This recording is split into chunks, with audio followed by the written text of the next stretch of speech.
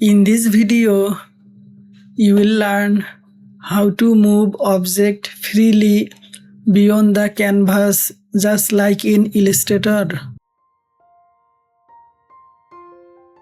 As you can see, right now the object is stuck inside the canvas. So let's fix it. Go to the layer panel. Right click on your background layer and select Artboard from layer. And just like that, your canvas is now converted into an artboard. Now try moving the object. You can move it anywhere, even outside the canvas.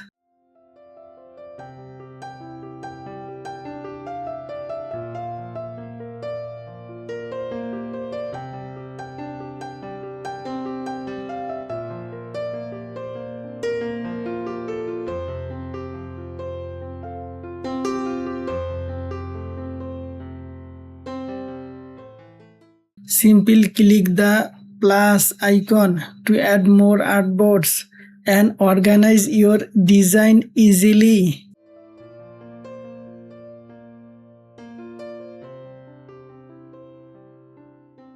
Thanks for watching. Don't forget to like, share and subscribe for more Photoshop tips and tricks.